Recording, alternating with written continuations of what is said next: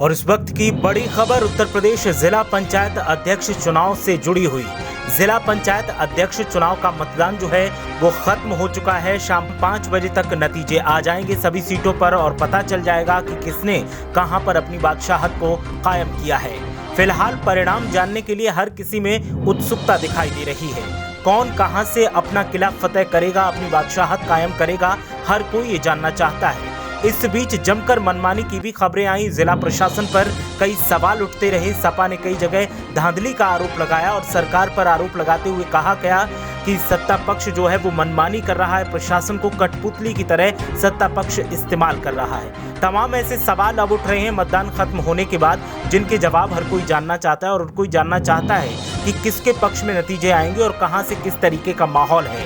ऐसे में हमारे साथ हमारे पॉलिटिकल एडिटर अर्पित जैन जी जुड़ गए हैं फोन लाइन पर। उनसे जानते हैं कि मौजूदा स्थिति क्या है और उत्तर प्रदेश में जिस तरीके का अर्पित जी हालात बन रहे हैं, जिस तरीके का माहौल बन रहा है, इससे सियासत की दिशा और दशा आप किस तरफ देखते हैं? देखिए हिमांशु जी, जो आज माहौल दिखा है प्रदेश में वो बिल्कुल रूप से बदला दिखा है। माना ये जा रहा था कि समाजवादी पार्टी सरेंडर कर देगी सत्ता के आगे, सपा के नेता झुक जाएगी, लेकिन ऐसा बिल्कुल नहीं दिखा है। जिस तरह की झड़पें आपने देखी, चाहे अयोध्या रहा हो या फिर कन्नौज रहा हो, भारतीय जनता पार्टी के साथ साथ सपा ने पूरी टक्कर दी है। लेकिन जब चुनाव परिणाम अभी कुछ घंटों में जो स्थिति स्पष्ट होगी, उसमें निश्चित रूप से ये मान के चलिए कि भाजपा अधिक सीटें जीतने जा रही है इन 53 मुकाबलों में से। लेकिन सपा ने जो टक्कर दी है वो आज एक पत्रकार के तौर पर मैं देखता हूँ कि समाजवादी पार्टी के कार्यकर्ता झुके हुए मुझे किसी भी जिले में दिखाई नहीं दी। लेकिन कई जगह से ऐसी तस्वीरें भी सामने आई जहां पर देखने को मिला कि सपा कार्यकर्ताओं पर प्रशासन हावी दिखा।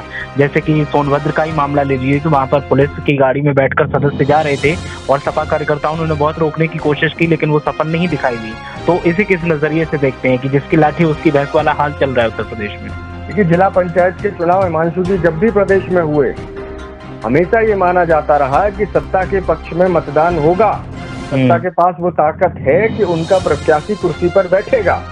और ये मान्यता न केवल वोटर्स के मन में बल्कि प्रशासन के मन में पूरी तरह से बैठी हुई है। प्रशासन हमेशा से सत्ता के साथ काम करता रहा है इन चुनावों में। इसके लिए कोई भाजपा जिम्मेदार है या सपा को अब ये बुरा लग रहा है, ऐसा नहीं है। सपा और बसपा के शासन में भी यही होता था, बल्कि ये भी होता रहा है कि जब सत्ता परिवर्तन हुआ तो जो प्रत्याशी दूसरी पार्टी के टिकट पर जिला पंचायत के अध्यक्ष की कुर्सी पर बैठे थे वो अपना दल बदल कर लेते हैं। क्योंकि ये प्रत्याशी किसी सिंबल पे नहीं लड़ते, इसलिए इन पर दल बदल का कानून लागू नहीं होता है।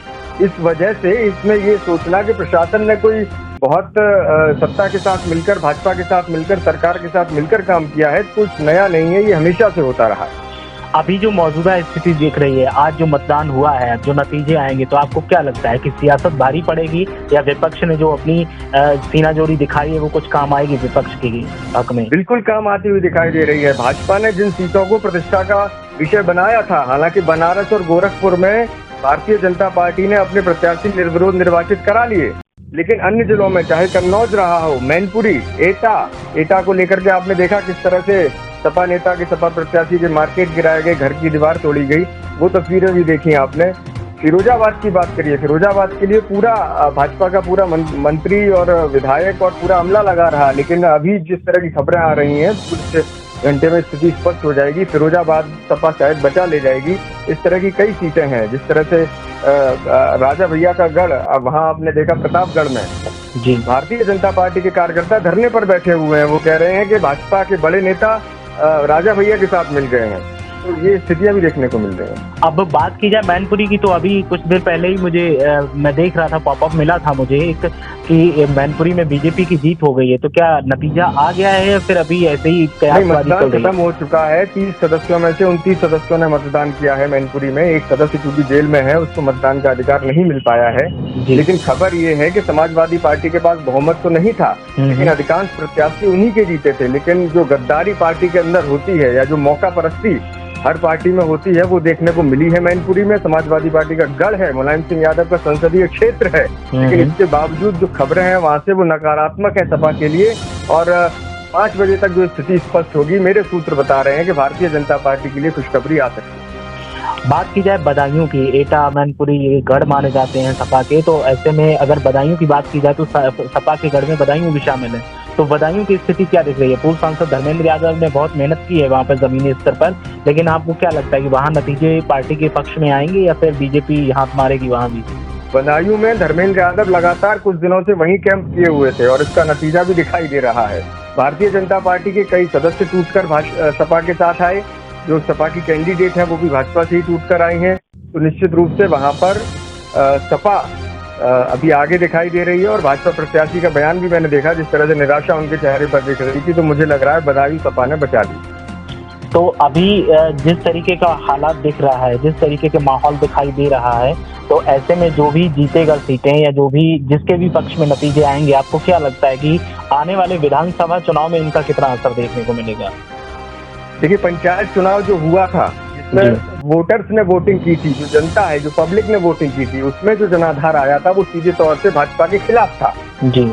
अब जो वोटिंग आप देख रहे हैं ये जिला पंचायत सदस्यों की है, और जिला पंचायत सदस्य सत्ता की ताकत से, पुलिस के भय से, कार्रवाई के डर से और पैसे के लालच से किसी को भी वोट करते रहे हमेशा से। ये जनता का चुनाव नहीं है, जनता का चुनाव तो हो चुका है।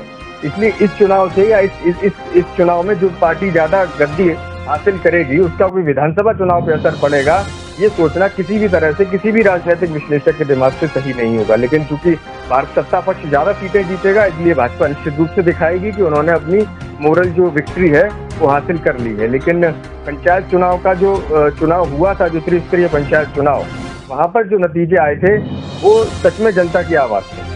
तो जिस तरीके से जनता की आवाज के जो नतीजे आए, उन्हें सत्ता पक्ष ने ताकत पे, धन बल या जो भी है जैसे भी तरीके से अपने पक्ष में कन्वर्ट किया है, तो क्या अब विपक्षी दलों की तरफ से विक्टिम कार्ड खेलकर इसका कोई माइलेज नहीं लिया जाएगा विधानसभा चुनाव में?